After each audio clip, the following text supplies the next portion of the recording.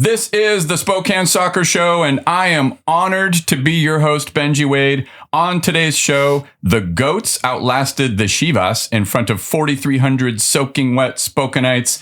Zephyr FC are bringing home a former Zag star player. And stop me if you've heard this before 14 other times. Real Madrid are champions of Europe. It's so boring. Oh my God. Joining me to serve up only the best vibes about all things soccer in the fine city of Spokane, Washington, it's my friend, the legend, Mr. Anderson. I love it. How's that? Agent Smith, Matrix, for all of you out there who know. Okay. Well, of 90 plus youth soccer organization and the Upper 7 Soccer Academy, I'm like intimidated that he's even here. Welcome, Stefan. Benji, honor and a pleasure for this brother, and just super grateful to be here. Thanks for taking the time and allowing me to do this and spend time with you and hear your magical voice. So grateful for this. And I want to start off by saying, actually, maybe to give you some props, if that's okay. Okay. Just wanted to say that I think, and a lot of people I think this, I think it's just important to say it out loud. But I think that you're probably a shining light here in Spokane for soccer, and the things that you're doing, the people you highlight, the stories you tell. I'm so grateful to know you and to see what you do here. And you're a shining light for everything soccer in Spokane. And I think everyone who's associated with the game is super lucky to have you. So thanks for everything you do. Thank you, sir. I want to hide right now. This is why I'm honored to be your host, Benji Wade. Oh my goodness. Well, okay. Thank you for that. I appreciate you. You deserve it. I'm not going to gush yet, but I'm about to. But first, we have some things we got to get to, Stefan, because we got to catch people up on what's been happening. Speaking of soccer in Spokane, some news and notes. As I just mentioned, Real Madrid, so boring, but I wanted to see the game. And a couple people were asking me like, who in town's going to be playing the game? And then there's always been this topic of like, will they have sound?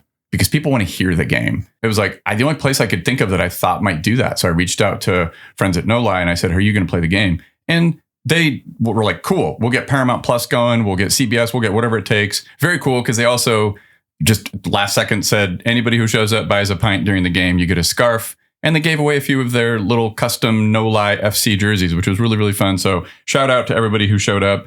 It's unfortunate that Borussia Dortmund did not win and Real Madrid won for the 15th time. And then like days later announced it. Oh yeah, in case that's not enough, with Vinny Jr. and Jude Bellingham, here comes Kylian Mbappe. Right. Like, it's just like the rich get richer. So anyway, shout out to anybody. Did you watch the game? I didn't actually. Good for you. Yeah, for sure. No, I had a feeling they were going to win for the 100th time once again, and but I missed it, unfortunately. Yeah. Do you pay attention to this stuff at all? What's happening in Europe? Sure, What's happening professionally? Yeah, I do. I grew up a Manchester United fan, so the English Premier League is probably my favorite and what I've watched the most, and yeah, so I obviously as a soccer lover, I do. And I don't necessarily have a favorite team, but I just love watching the beautiful game and people who play the beautiful game. So whoever does that, that's who I enjoy to watch. Did you watch the FA Cup? Yes, I did. So that was... You're stoked on that? Yes, glorious. How do you feel? It feels like the Spokane Soccer Show has many supporters and followers and listeners who are Manchester United fans. How do you feel about two-time Cup winner Erik ten Hag? Would you like to see him come back? For sure. It's a trick question. Yeah, for sure. No, You're over it? Okay. I guess, yeah. I mean, I grew up on the Sir Alex Ferguson days, and those were the glorious days for sure. And it's been a rough going since he left, but always a supporter of anyone who does their best for Man U. If you listen to the last podcast, I talked a little bit about the documentary that's on Amazon Prime. Have you seen this yet? I haven't, no. It's called 99. And at the time that I mentioned it in the last podcast, I think I was still in episode 1 and maybe in the beginning of episode 2. And it's broken down basically by the treble that they won in 1998, 1999. And they started with the league, then they do the FA Cup, and they finish with Champions League. And I just finished the FA Cup episode, which is episode 2. And it was actually so much better than the first one. And it was really strong. It got into some really interesting kind of nuance of stuff with specifically that class of 92 with all those young players. And it really got me. And I'm like, I hated them because I'm a Newcastle United fan and they were just like crushing our dreams constantly when I was a teenager and like in my early 20s. So anyway, that documentary continues to be great. I'm going to move along because otherwise I'll just start talking about please. Manchester United. And who wants that? Nobody tuned into this, Brennan, to listen to me talk about Manchester United, even with United supporter Stefan Andersson. Okay. Zephyr FC have signed Jody Ulkekel. Okay. That's really cool because she is a former ZAG standout player, co-captain during her 4 years there. She had 7 goals, 8 assists, and like 70-something appearances. So really, really cool to get a former ZAG standout star player, co-captain of the team to come play for Zephyr FC. That was just announced. She had a great career with Gonzaga. She also got to play overseas. She played for AS Roma in the Serie A Women's League in Italy. She played for a club called Castellón in Spain and then signed for Seattle Reign in August 2022. And I didn't realize this because Jody, shout out, one of the first like former players of Gonzaga or anywhere that followed the Spokane Soccer Show and was paying attention now. Obviously, I was following the Gonzaga women's team really closely when I first started the podcast, but shout out Jody for being an early supporter of the podcast. Really appreciate you and can't wait to see you play for Zephyr. Holy cow. So she signed for Seattle Reign and but then when she had a season ending, like a month after she signed, she tore her ACL. Did you know this? I didn't. Do you know Jody? I don't. Okay. No. Yeah. Anyway, so she missed the whole of 2022-2023 season and then was without a club after that and now was signed by Zephyr. So glad to see that she's healed from the injury and can't wait to see what she does with Zephyr. So there will be much more on all the Zephyr players coming soon. I have a huge announcement about how I intend to provide coverage and profiles and previews of the team and players. So stay tuned on that. And one other announcement. No, 2 more. June 17th, Flat Stick Pub. Stefan, are you available June 17th at 5:30? Brennan, anybody listening to this? Head coach Lee Wiedman, Captain Luis Hill, midfielder Andre Lewis, defender Derek Waldeck. We're going to have them all down at Flat Stick for like a live podcast. Get your questions in now. Get prepared. Get ready. It's going to be super hype. I can't wait. Been working on this for quite a while now. Brendan's going to be there. Brendan, you're going to be there, aren't you? I am going to be there. I think I'm contractually obligated to be there. Oh, is that why you're going? I'm just joking. how he is. I'm excited. No, I love doing live podcasts and doing it in front of a crowd. I think there's going to be a lot of people coming. Like we're getting 4,000 people to the matches. Yeah, exactly. Like there's no reason to fill up. We can't fill up. Flat Stick. Yep. Thank you. That's Yep. what it's called. I'm sorry. I was not ready to talk. Edit all this out, Benji. No, I'm gonna stare at you and make you go on. It's really cool, and I think we're gonna have like most of the pub if we need it. It's gonna be on a Monday night, so it should be. We should be able to take that place over. Get your questions drafted, submit them to me. I'm going to make a big announcement about it probably tomorrow anyways, but I just want to get it out on the podcast airwaves, as they say. Nobody says that. So yeah, that's going to be awesome. And it's going to be one of those where I just want to get to know them. I want to keep it chill. I don't want to ask a bunch of weird gotcha tactical questions that probably very few people care about. I mean, I care, obviously, and some of our listeners do, but we're going to keep that stuff to mostly like, let's get to know these people. How do they feel about experience coming to Spokane, first ever season for an expansion club, Spokane Velocity? So June 17th, 5:30 p.m., Flat Stick, mark your calendars. And then one other quick announcement, Sunday, 4 p.m., Whitworth Soccer Field, Spokane Shadow first team, women's team, WPSL team, which stands for Women's Premier Soccer League, if you didn't know. They are going to be playing against the Portland Thorns II. Again, 4 p.m., Whitworth Soccer Field. And I will be there. And guess who else will be there? Your friend, Stefan, Jade Warpenberg, my guy. Yes. We're gonna both be there. We're gonna get some video. We're gonna be talking to some people. Anybody who's a supporter of the show, supporter of the game locally, come hang out. Whitworth Soccer Field is really nice too, by the way. It's like one of the best pitches in the area. If not the best, for sure. Really? Yeah, I kind of agree. Like for sure. Luger Field's great. Whitworth Soccer Field's beautiful. They put a bunch of resource into it in the last few years. So come show up and hang out with us. All right, that's it. That's the quick news and updates. We're going to take a quick break, and when we come back, we will talk all things 90 plus and Upper 7 Soccer Academy with my friend Stefan Andersson. We're back. We're with Stefan. Let's talk about what happened in the last couple of weeks. You and I were going to do this podcast. That's this thing that I'm doing that I think is kind of fun. I'll invite somebody to go to a game. And in this case, it was the Velocity versus Greenville game, which ended in a It ended in a draw 0-0, but it was in the Jägermeister Cup, so they had to go to pens. But just tell me what your impressions were of that game and that experience. Yeah, like I told you, that was actually the first time I was ever in the stadium. So super grateful I got to share that moment with you, and for you for showing me around. And I think it's a stunning location to play football and to play the beautiful game. And everybody in Spokane's lucky to have it. So players, spectators, coaches. It was an awesome game. Obviously, I wish it would have ended in a win for us, but I got to I was standing right next to you during that kind of controversial moment in terms of the goal line clearance. You and I saw all three of the concontroversial moments. We were standing there talking about it together, and you captured that goal line clearance probably the best out of anyone in the stadium. Pleasure to watch the game with you, and it was a wonderful experience. I actually forgot about that. So both of the penalty shouts, which I went over on my last podcast, and I looked at I pulled down the footage of the game and looked at them pretty closely, and I didn't think either one of them were ultimately penalties, or they were like, I would lean toward, if you're asking the ref to make a decision about either ones, he's not going to give it type of thing. And then the goal line clearance, though, man, that was definitely tough. But you and I were right there. Yeah, we were the closest probably to watch it. So it was a heartbreaker, but I understand. I mean, in that moment without VAR or anything like that, no ref's going to make that call. It was super fast. And it was. For sure. Kind of a bang, bang. Yep. Yeah, definitely. And unless the linesman was just like right there, exactly. Of course. Yeah. So one of the things I noted about you that I thought was really interesting was the experience I have of you with 90 plus is you seem like the most outgoing person in the world. You grab the microphone, you're chatting with the players, the coaches, the parents that are there. But do you describe yourself as an extrovert or an introvert? I'm just kind of curious. Sure. No, I would say my natural state and personality is actually very reserved. I blame it on my Swedish stoicism is what I like to say. But no, that's my natural state. And one of the nice things about my responsibilities and the things I do with 90 plus is there's many things like that where, talking in front of a group and giving speeches to the kiddos, talking about character and all that good stuff. It's not something that comes naturally to me, if I'm being honest. It's never something I looked to do when I was younger in terms of that type of spotlight.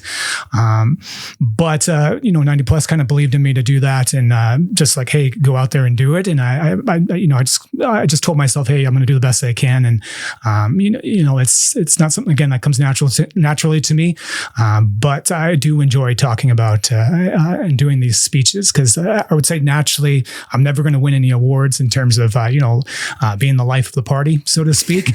But I like to think I do have some nuggets of wisdom that I like to share with people, and it's one of the great honors I would say in my life that I get to do that for 90 plus. Were you like that as a player? Were you the captain? Were you the voice, the vocal? No, for sure. I think anyone who played with me would probably tell you that. Okay. There's many different types of leaders, and in terms of being vocal leader, that wasn't my role, I guess, as a player.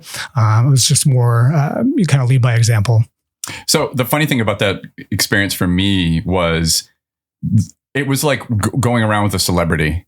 And I was like, I think we need to get security for Stefan, because while we're standing there, even before the first kick of the game, it was like, 10 minutes still on the clock and the players are warming up. There's kids just streaming over, running off. Right. Just wanted to say hi to Stefan. And I swear they I don't even know how they noticed you, because we weren't exactly in the thick of it. We were in a spot where it wasn't super busy. Yeah. Well, one kid came up and said, I asked, how did you find me? And it's usually the hair, actually. So yes, that's true. You're the one with the spiky hair. So that's how they saw me. That's so funny. And then it's like, I think at halftime, you asked me, hey, could you show me around the stadium? Let's just walk through this place and get a little tour of it. And I was like, yeah, that's a great idea. We didn't make it 10 feet.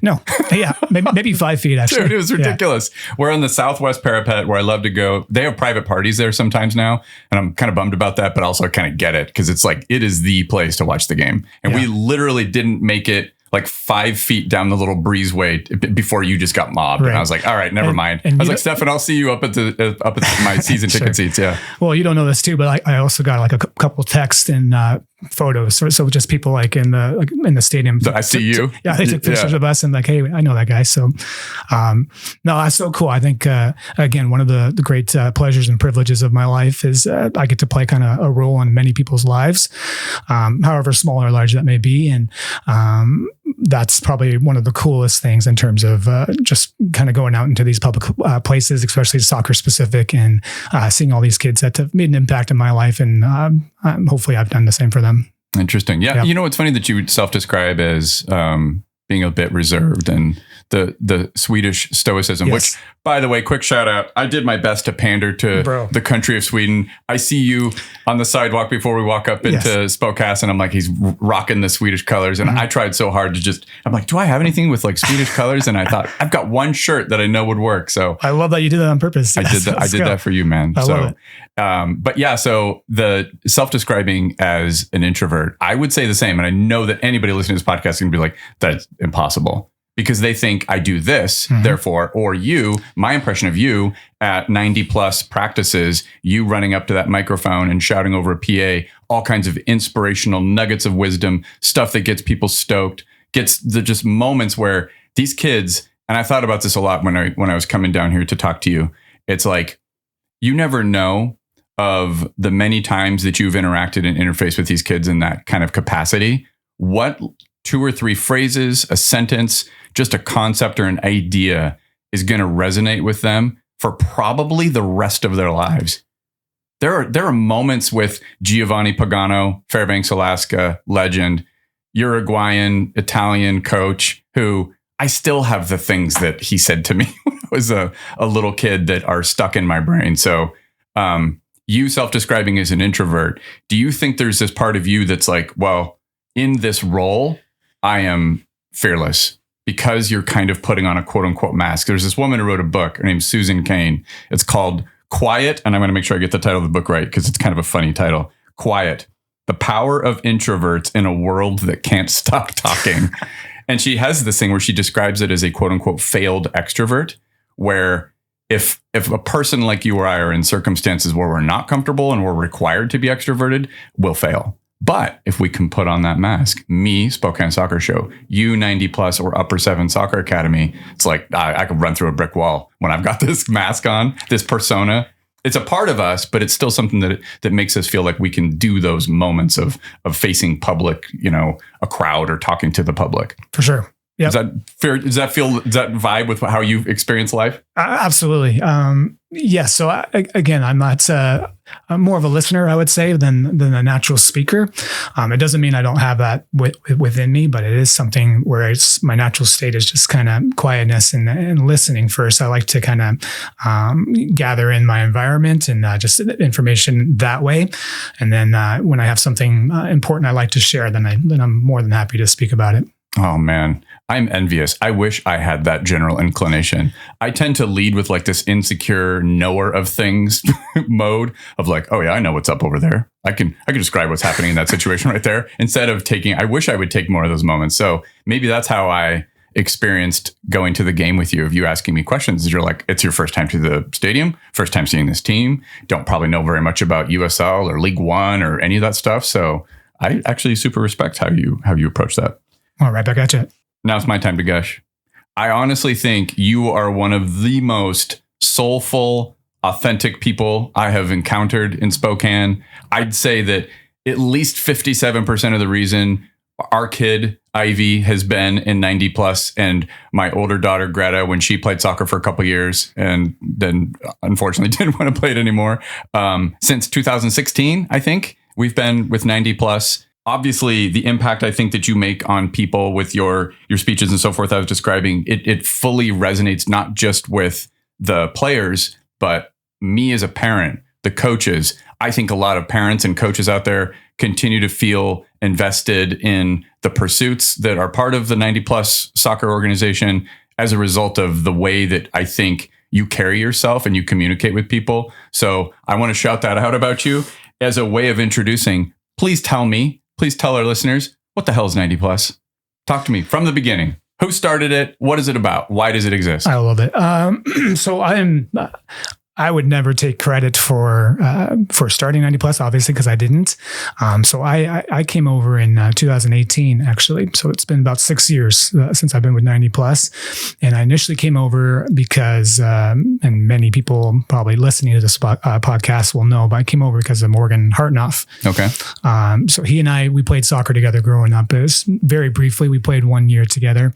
And where did you play together? In high school? For the Shadow Club. Actually. Oh, okay. Played for the Shadow. So when they were first starting their youth program, I was one of the first teams, and he was that first year we were on a team together with his brother Michael Hartnoff as well. So played with the brothers, and so going back to 90 Plus, he's a co-owner with Russ Davis. So every moment and every opportunity, I try to speak words of encouragement and love towards both of them, because there's a high chance possibly that maybe I wouldn't be involved, or even coaching possibly, if it wasn't for 90 Plus and for those guys and what they stood for.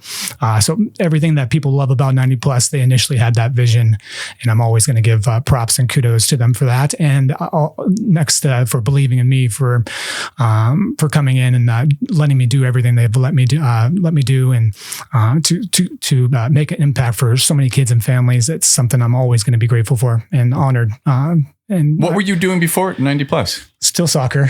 Yeah, for sure. So was Upper 7 a thing yet? No. So true story. So 90 Plus this year, they're going to celebrate their 10th anniversary. Mm-hmm. This is, so they started in 2014, and I started the Upper 7 Soccer Academy in 2014. Oh, okay. As well. So it's also 10 years of that. So it's funny how life works out that way in terms of these type of connections.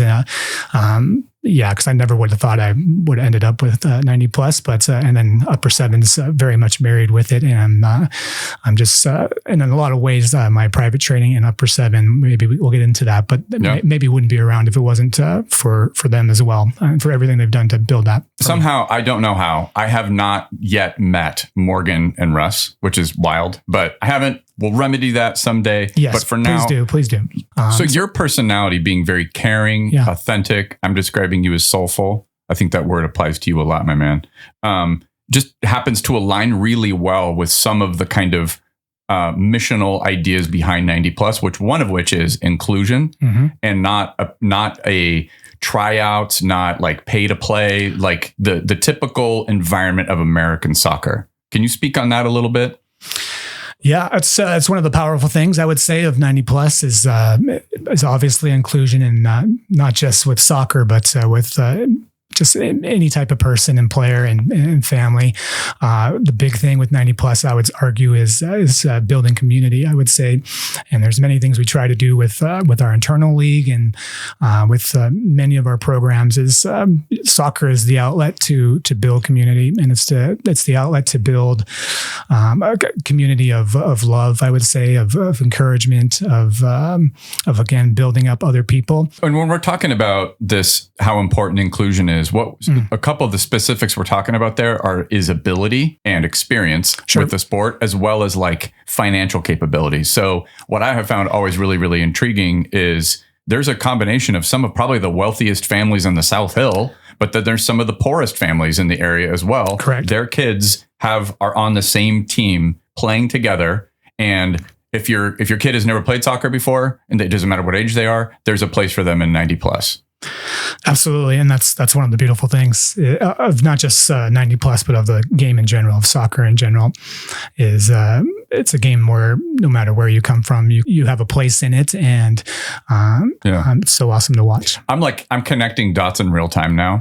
And now I can kind of see where this is all the foundation for these relationships kind of have gone. So I'm not surprised now listening to you describe what's happened with that Morgan and Rust recruited you to do what you're doing, because it feels like you are rocket fuel for some of these ideas behind why 90 Plus was started in the first place. So it's interesting because specifically in the United States, our pay to play environment, the way that we are coaching hyper athletic kids, giving them probably more privilege in the sport than they deserve. Let's be honest, because sometimes a kid who might not be as technically gifted, but has that sense, the spirit that you're describing of like community and building each other up and we're going to come to the term Ubuntu eventually.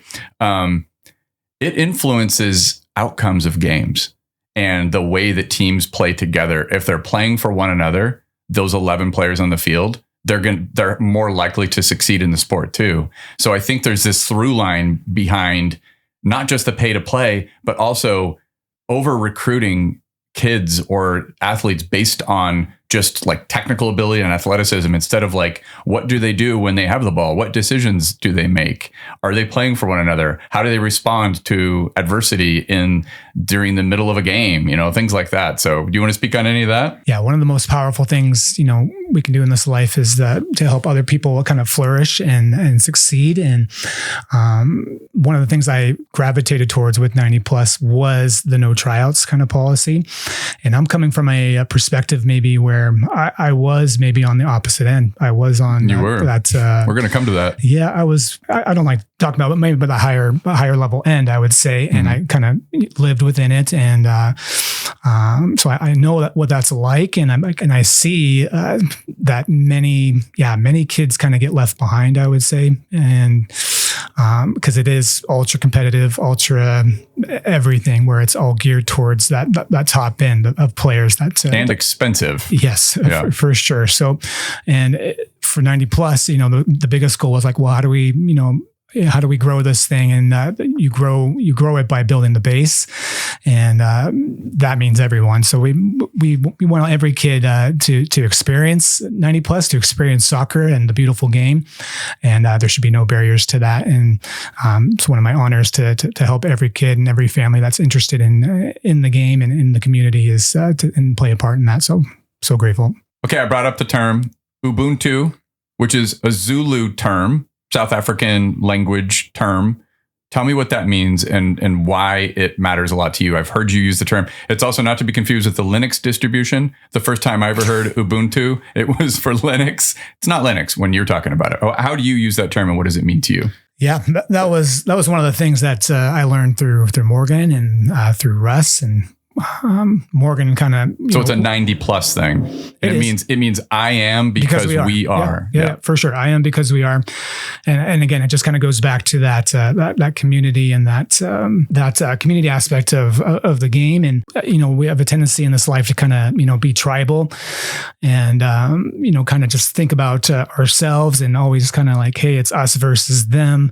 But 90 plus kind of believes in the whole and the community and in people and, that we need each other to succeed and flourish in this life. And yeah, to me, it's one of the most kind of beautiful words and concepts of 90 plus. And tell me a little bit about how you came from the super competitive environment, the kind of ECNL and all these other acronyms of the elite version of the sport in the country.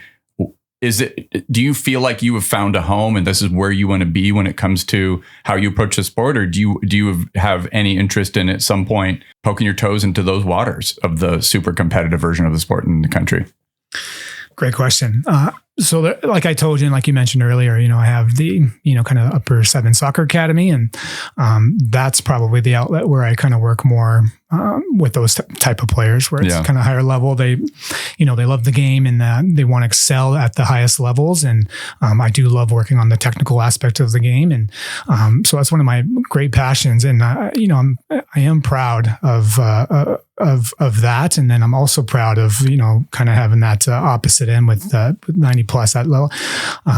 So yeah, having both is been again a privilege of mine. And thing that you have opportunities in both spheres of play. You're getting to experience both. And so how does that feel like when you have, like, describe to me like moments that you find really meaningful when it comes to engaging with players? Because you've let me know before that most of the work you do as a coach and as a trainer is on an individual level. So tell me a few examples of like what feels like a really meaningful relationship or outcome with a player. I love that. So one of the things I'm proud of with Upper 7 and a lot of the private training, obviously, is the soccer side and, trying to to do well for these players and build their skills and confidence with the ball at their feet. But there's something I've been doing where, yes, I take kind of clips of, certain highlights and technical aspects of activities that I'm doing. And obviously I kind of showcase that. But one of my favorite things is, at the end of practices and training, sometimes, I'll ask the players, hey, are you up for maybe doing a quick video with me, kind of a little side to side kind of thing. And they're like, okay, yeah, sure. They just, they don't really know what to expect. And then I just kind of, set up a tripod, and it's just me and this other player. And I do my best to try to, talk about them personally as a person and certain things that I noticed through training in terms of character and whatnot.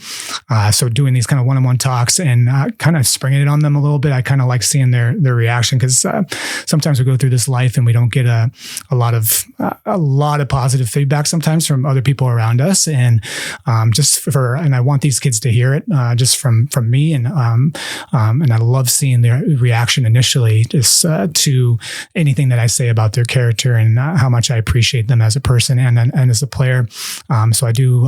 That's one of the things I love the most about the Upper Seven is those opportunities to kind of take these players to the side and just take a moment to kind of build them up with these videos. That's one of my favorite things. What did you experience as a player in terms of coaching styles, and what is your kind of philosophy? I have a feeling I know the answer, but I'd like to hear you just describe what you experienced as a player growing up. And did you experience some of those players or some of those coaches that coached by shaming players or belittling them or not lifting them up? Because one of the things that a lot of social science has shown is that lifting encouragement goes a lot further when it comes to coaching philosophy than especially like the tendency that a lot of coaches got like fetishized a lot, especially in the Bob Knight era of the 80s of like, right.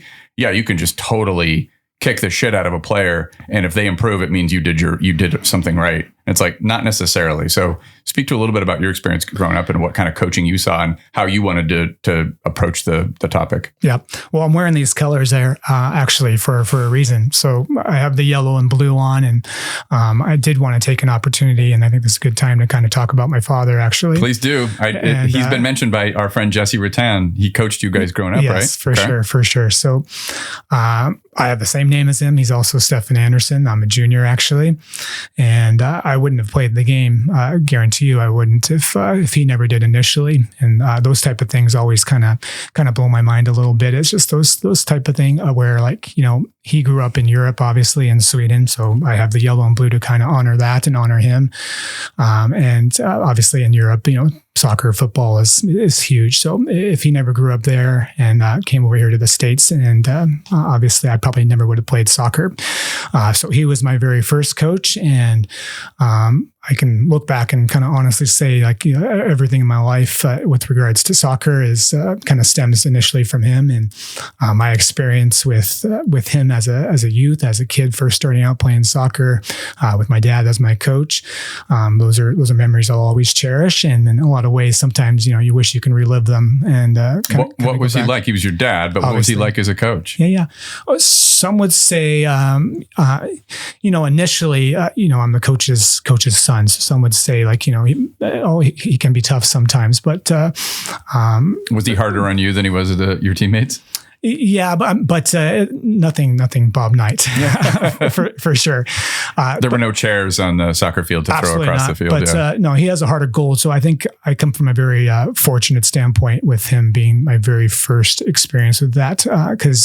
And he coached many years after I left him, obviously, but he coached for many, many years after that. And there's thousands, I would say, of kids that have kind of worked with him that would have nothing but positive things to say. And there's a rare person, I would say, in this life where you can ask anyone about their experience with my father, and they would have nothing bad to say. He's everything I aspire to be and always have been. And so I'm so grateful for him. And if he ever listens to this, I just hope he knows that I love him and grateful for everything he's done for me. Your experience of coaching growing up, did you have any of those kind of players or kind of coaches that were not particularly nice, or how did you get a mixture of both? Mixture of both. I would say I lean towards, again, fortune. there's a couple coaches I look back on that are some of my favorites, and I'm not sure if you know Cameron Boucher. He's the women's coach, Whitworth actually, and current women's coach, and so his father was actually a coach at Whitworth as well. So growing up, he was probably my favorite coach and idol, other than my father, obviously. And he's actually Sean was a big reason why I ended up playing for the Shadow and all that good stuff. But so Sean was just an incredible mentor, quiet, calm, collected. So it kind of rubs off on me for sure, but and extremely knowledgeable. So no yelling from him in that regard. And so there's maybe one coach I would say where I've experienced that, but it was nothing that threw me off my game at all. I'd say the same was true for me. I was fortunate that way. Yeah. The coach I was describing, Giovanni Pagano. Now, I would never want to be at a ref who encountered him because he was just constant, and he would do it in multiple languages. He would choose a language they didn't know. Nice. Because there were plenty of, refs running around, even the state of Alaska, that could speak Spanish. And of course, he was fluent in Spanish, English, Italian, whatever. And but as far as how he responded to players, I remember the worst it would be disappointment. And that was, I think, enough. Where you do something wrong and you look over and you see his head fall, and maybe the 80s version of a face palm, and you're like, oh God, this is going to be rough, because what is he going to say to me? But whatever he would say would be about what you did wrong, but it wouldn't be like, it wouldn't be yelling and shaming. It was typically just like a disappointment. And I think that's as far as you should probably go as a coach. That's how I feel about it. I agree. We're going to go deep. You ready? Yeah. So, your experience as a player, my friend Jade Werpenberg, longtime collaborator, creator. We've worked on producing lots of film and video projects together, right? Didn't even know you two knew each other. It's funny, my experience of you through 90 Plus was mostly just seeing you give the talks to the coaches and players and just constantly moving. And, stopping by to see my kids and her coach and whatever. Didn't really have any idea of you and as a soccer player until something happened where I was doing a project with Jade, and it came up that you two played together. And Jade pulled me aside one day and goes, you know Stefan? I was like, yeah, of course. How does he know you? He's like, oh, well, we were teammates in high school, right? Mm-hmm. And Jade, I knew from the earliest days of working together. I've known him for probably 10 or 12 years now, that he was a very competitive soccer player and loved playing soccer. And he's like, oh yeah, Stefan's the best soccer player I've ever seen in Spokane. I was like, what? Awesome. Okay. Noted. Again, it's not like when I see you as a coach walking around and a trainer at 90 Plus, I don't get any reflection of you as a player, right? Right. Exactly. So this moment happens, and I'll describe it in this way. At indoor soccer practice with Ivy's team last winter, there was a moment where the kids were scrimmaging. And have you ever seen the movie Born Identity? Yes, of course. With Matt Damon? Yep. Okay. There's the scene where the Matt Damon character, Jason Bourne, walks into a cafe, and he's sitting down, he's talking to the Franco Patent character, and he's like giving a quick assessment of the abilities of the people in this cafe. He's like, I know that guy at the bar could handle himself if there was ever a fight or whatever. I'm not saying I'm some kind of soccer, football savant, but the moment I remember, I'd never really even seen you play soccer. Like, why would I? You just walk around and you talk to people that I don't see you play soccer. This is a rare moment, or a random moment in this indoor soccer last winter with Ivy's team, where you started farting around. And I was like, immediately, I was like, oh my gosh, that dude's balance over the ball, like the touch on your passes, the weight on your passes and at one particular moment, you put the ball over to Ivy, and she's going across her body, which is like for a winger, they're a right-footed winger taking the ball in from the left side. They have to cross their body, and that's like a little bit harder to get to, right? That's a little bit more tricky. And Ivy's not she doesn't have a great leg. She's just not that type of player. She's never really quite put her laces through the ball like that. And she did. And I was like, it was just the way that you put the ball at her feet. And I know that might sound ridiculous, but after practice, Ivy comes up to me, and the first thing she says is, Dad, Stefan's really good at soccer, huh? And I was like, yeah, I think he is. And this was before I had this conversation with Jade. And then I ran into our friend Jesse Rattan, Spokane Shadow, still current captain at 36. You guys are the same age. He's an absolute legend. Jesse's still the captain of the Spokane Shadow men's first team. Yeah, incredible. And I ran into you after doing the podcast with Jesse and Mike Policio, and I had no idea about your soccer story. Again, I'm now armed with the story that Jade told me. I'd seen you play soccer with my kid, and I was like, I could tell there's a story here about you as a player. So if you don't mind, could you tell me a little bit about your experience as a soccer player and like what happened to you? Because you told me something during one of the practices with Ivy's team that I was like, it really struck me and stuck with me. So tell me about your experience as what happened to you when you were at your like peak as a teenage soccer player. Yeah, absolutely. It's not something I've shared a lot, for sure. I keep it to myself, and I never try to make things, about me, but, that's all I played growing up. Obviously 6 to 12 was with my father. Some of my best memories there were with him. And then again, I met, Cameron Boucher, this women's coach, I met him 1 year, the last year with my father's team. And his dad's obviously Sean, and, brings me, and I kind of meet Sean through that. Or Sean eventually becomes, the technical director for the Spokane Shadow youth program. And so he kind of invites me over for one of their teams. And this is where I met Jesse. I still remember our first training and practice together, and he was one of the guys that stood out the most. And this is when you were 12? Yeah. So that's when I was about 12 when Jesse and I first kind of became teammates. Mm-hmm. So and then wonderful experience with those guys, and some of my best memories, playing was on that team and with Jesse and all those guys. And I would say for about 3 or 4 years, obviously solid good times, and building as a team and building personally, individually as a player.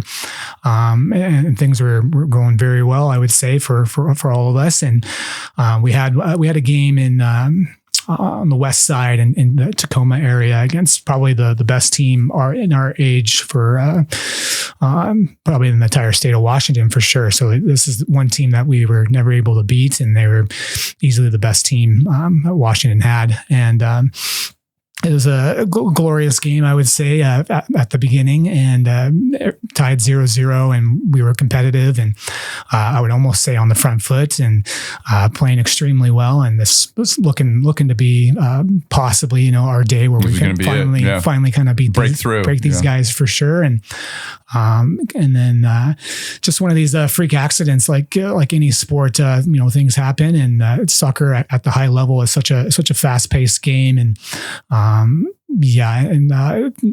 things happen before you even realize what happens. And I stole the ball from their left back, I believe, and then started dribbling towards the near post on the right side.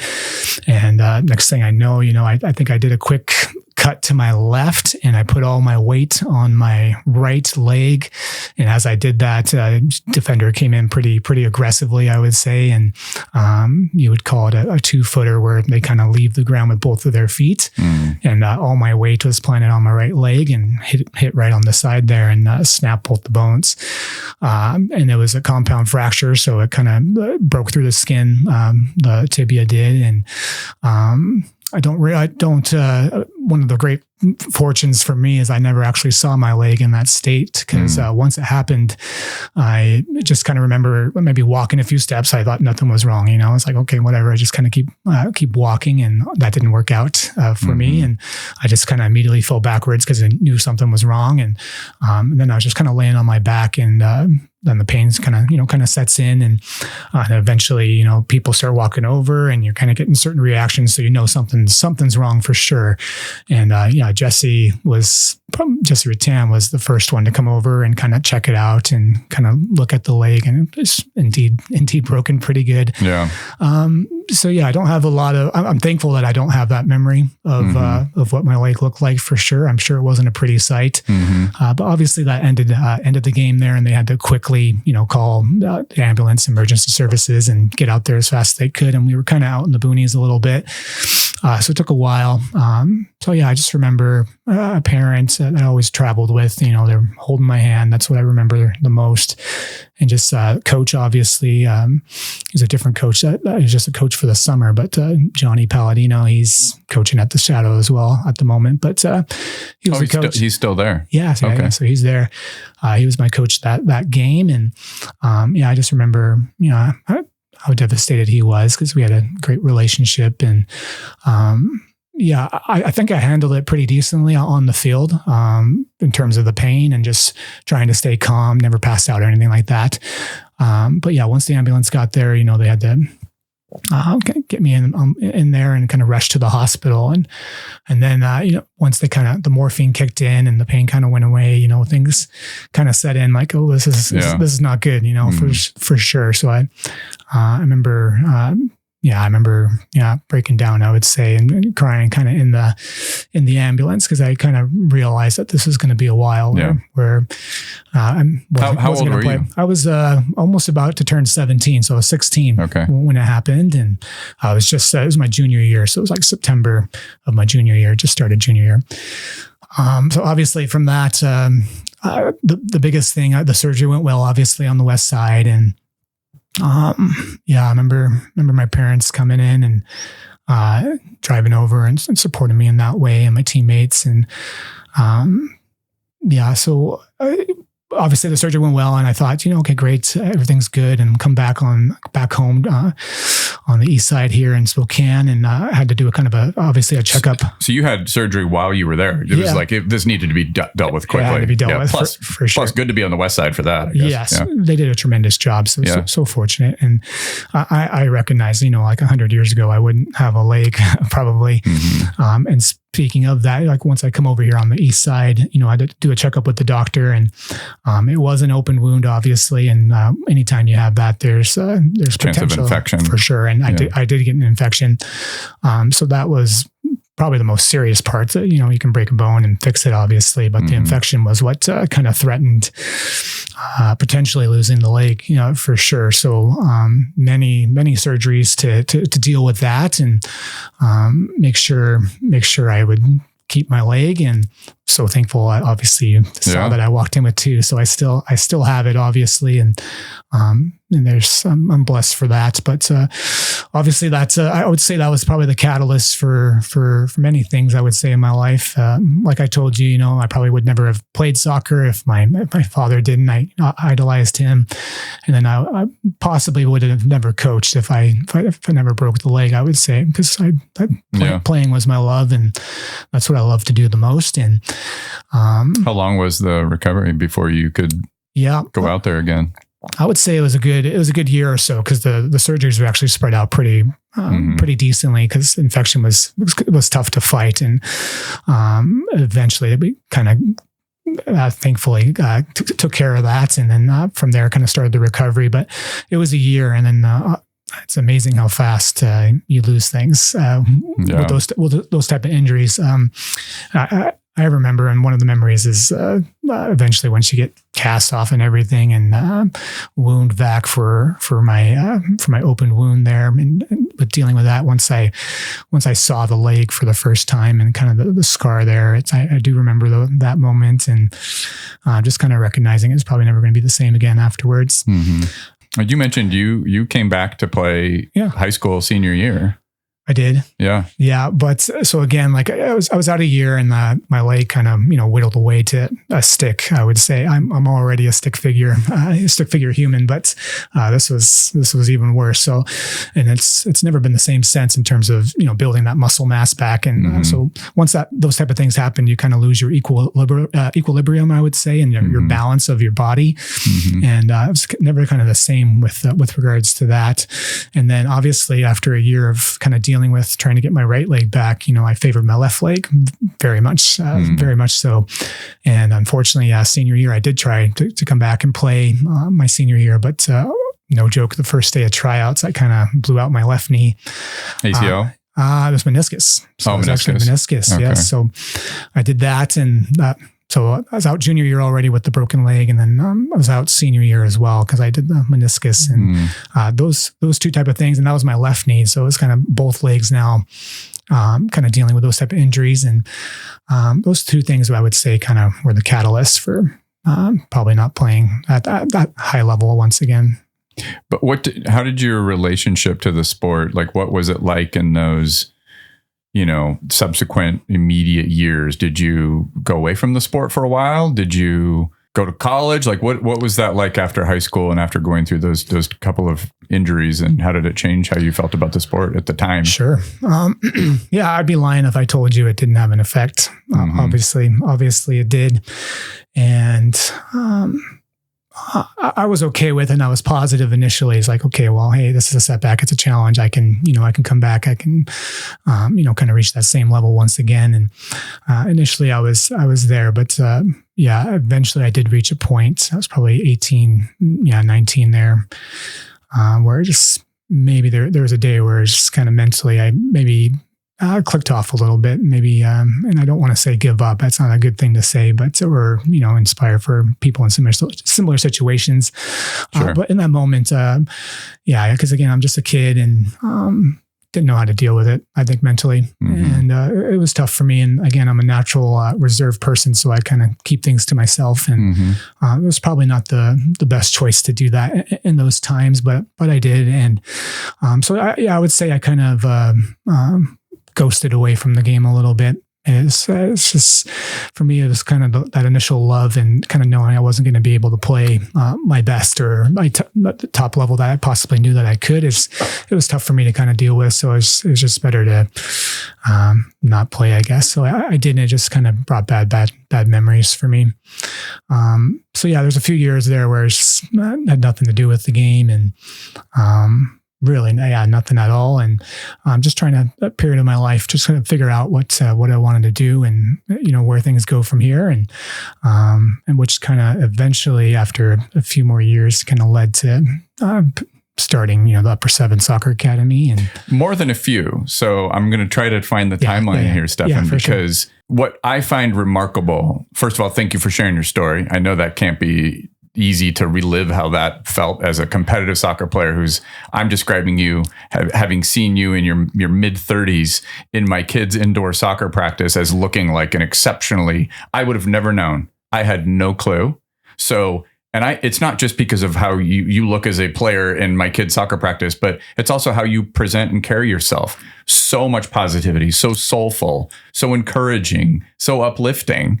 So the narrative that you shared with me once upon a time, it is completely out of alignment with how I've experienced you as a person. For sure. So what was it? How did you get from 18, 19 dealing with that injury as a super competitive soccer player to who I know you as now? Like what pulled you back into the sport? Yeah, great question. So yeah, I was living in Montana actually at the That's time. Right. Okay, we got to shout this out. How did we discover this? I can't even remember. I think I mentioned that I went to film school in Montana. Yeah. And you were like, "Wait, what? Montana?" And I was like, I lived in Bozeman, and you mentioned that your mother is from Butte, Anaconda. Yes. Talk to me about that a little bit. Yeah, well, I tried going to Montana. I have a lot of family there, so again, I was kind of in a period of my life where I was struggling a little bit mentally, and just trying to figure out, what my purpose was and what I could excel at again away from soccer. And so I had a good support system in Montana, and I was living there for a few years. And during that time, my dad actually started his own soccer academy, and it was called the Stefan Andersson Soccer Academy. And my brother was helping him with it. So he and my dad were coaching and doing this academy together. And and I got to see, videos and pictures of that online, and it looked really awesome again. And, I was in Montana, and just, one day it was just like, hey, it'd be interesting to try it. Obviously, when you're young and a player, you want to stay a player, but maybe we can try this coaching out and see how it goes. And, this is 2008, 9, 10, somewhere in that time frame? We're talking, I lived in Montana 2011 to 2013. Okay. Mm-hmm. So, Yeah, and so I came back and I started coaching with my brother and my dad, and those are I had great memories as a player, obviously with my dad, and but as a coach, those are some of my favorite ones as well. So my father, myself, and my brother kind of coaching together. And is your family still in Spokane? Your dad, my your dad brother? Is, yeah, my brother moved away. Okay, he's in Virginia. Okay. Is your dad still involved with soccer? No, he's not anymore. So I think when did he stop? I would say about 6 years ago. Okay. Yeah, for sure. So he ran his course and he did his thing. And again, I wish he still was, because he was such a great positive influence for so many. But yeah, that was kind of the catalyst. And if I'm being honest, again, coaching for me and working with young people was very important, I would say, for my mental state at the time. Because once I tried it, it's like, okay, cool, maybe I can, play again and that kind of thing. But, kids are naturally, I would say, they have a happy aura about them. They're naturally happy creatures, I would say. Mm-hmm. And at that point in time, for me to kind of be around that as a coach, be around kids in that environment, it was a light bulb for me, and it kind of changed my thinking and my mentality and my mind a little bit, I would say, and it brought me to a better place and made me smile again, I would say. So that was the catalyst of starting, the Upper 7 Soccer Academy, and I'm still going now, obviously. It sounds like there's a part of you that can still kind of borrow from these experiences of these young players in a way that kind of brings you back to the version of yourself as a kid that enjoyed the sport at its when it was providing the most to you as a person. And I also am curious, like, what it's like to work with kids that are going through injuries. I saw you shared a video of a young woman who tore her ACL. And she's recovering. Yeah, she's incredible. The person you're talking about. And you posted, I think, to your Upper 7 Academy Instagram page. Do you want to talk about that and what that was like to work with her, given your experience? I would love to. Please do. For sure. She reminds me a lot of myself, actually. And obviously I don't wish any injury on anyone, obviously, but it is part of the game and it does happen. And especially with my, role as a mentor, as a coach for a competitive sport, these things are going to happen. And, I've experienced it myself. And one thing I tell this particular player, name's Haley, and many others who have injuries. Shout out Haley. Or anyone. Yeah, she's an absolute legend. One thing I tell them, and for me, obviously I'm much older now, but this injury for me happened when I was 16, when I was young. And in that time, you have no frame of reference for what the future holds. You have no idea. You're just a kid. You're 15. Your entire world was this game that you loved playing since you were a child. And losing it in the moment, or once you start thinking you're going to lose it, is devastating. I'll be honest. It is devastating. I know what that feels like in the moment. But what I would tell Haley or anyone now is, as I got older, and it sounds cliche to say, but certain things happen, and for me, like I can say, like, okay, it ruined playing maybe at a certain level. It ruined this, it ruined that. And at that time and at that age, maybe I thought that. But then, as I get older and I'm in positions where I work for 90 plus, or I'm doing the Upper 7 Soccer Academy or whatever it is, you start to realize, and you can look back and you're like, well, wait a second, if this never happened to me, I wouldn't have these things. And I think it's very important that I try to get kids to think about their future selves. Again, they're only kids, and I tell them, it's like, hey, there's a future version of Haley. There's a future version of Adam, or whoever it is. There's a future version of you in the future that you don't know what their life's going to be like, and it could even be a better one than you are right now. And your experiences, your challenges with whatever it is, it doesn't have to just be an injury. they change you as a person, but they also, give you certain wisdom and experiences in life that you can use for something else and for something good as well. If the injury to you as an individual, as a player, doesn't happen, your career and what you're giving right now to all of these players, it probably doesn't happen. That's what I'm trying to say. How do you reconcile that? Yeah. What does that feel like? Has it felt like made it feel like it was okay for that to happen if it meant this? Because it's so obviously obvious that you innately enjoy what you're doing. It's the moment you encounter Stefan, for people who have never encountered Stefan in a training session or on the field on a Saturday morning, he has a gravitational orbit around him that just draws people in and makes them feel good about what they're doing, feel good about themselves, feel good about the sport. So how has that felt to you? Has that been your journey, you think? Absolutely.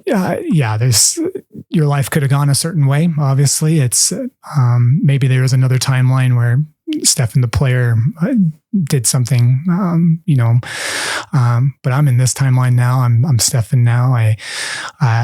And I have the experiences I have everything that's happened to me. I have those type of things, and I use that as fuel, as motivation, and as empathy, I would say, because I know those feelings of what it felt like to lose certain things, and I use that to. It's given me a power of empathy, I would say. So it's like I can understand how people feel, and there's things I tell them that maybe secretly I'm telling to myself, and I use.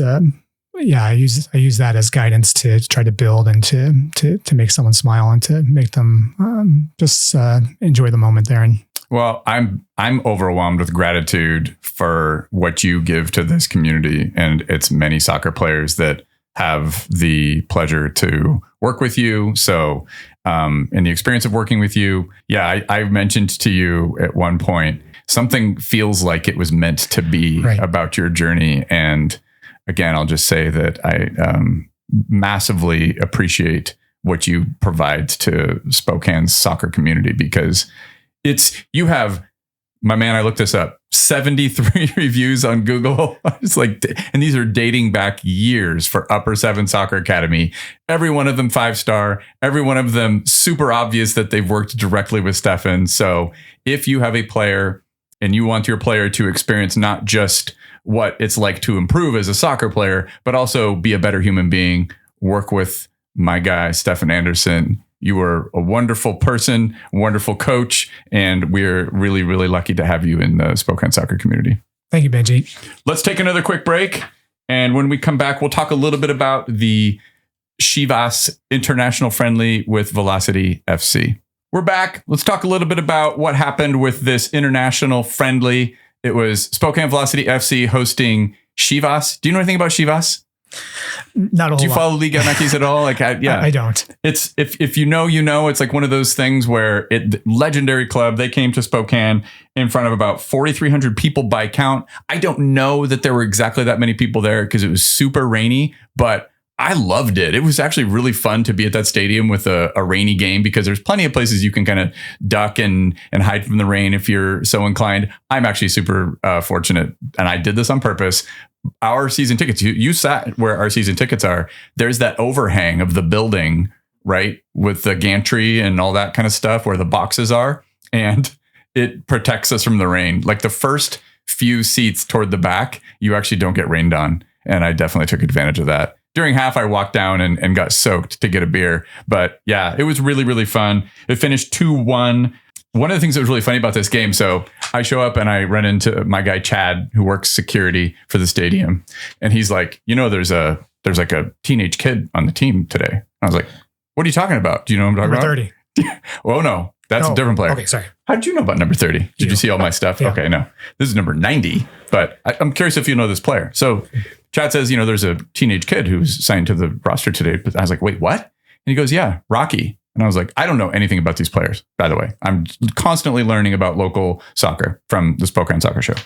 Anyway, so the game starts and I see a player that says trial player that was in the starting 11. number 30. And I'm assuming, because I don't know who Rocky is, I'm assuming that's who that is. That player, number 30, was the best player on the pitch. So I'm like, you mean to tell me that player who's playing wing right now, number 30, is a teenager who's goes to high school in Spokane? It didn't totally compute. And I kind of felt like I must be missing something, because I'm like, that player was the best player on the pitch. It turns out there was a trial player who has some experience and has even some professional experience that was trialing with the club and has been for a few weeks, and started on the left wing, was exceptional. Did everything you'd want a winger to do. I mean, ball at his feet, incredible. Had a quick first move, decisive first move to create separation.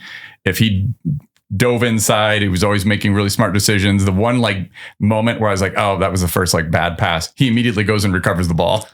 Just really, really impressed. If you've seen anything on my Instagram feed, you'd know how much the people who showed up for the game were really, really stoked about this player. But then it turns out in minute 70 something, this local player, Rocky Wells, he makes an appearance, got to play 20 minutes, goes to Meade High School, played with Surf for a few years. Do you know this player at all? I don't. Yeah. Played with Surf for several years and is now currently playing with Crossfire on the West Side.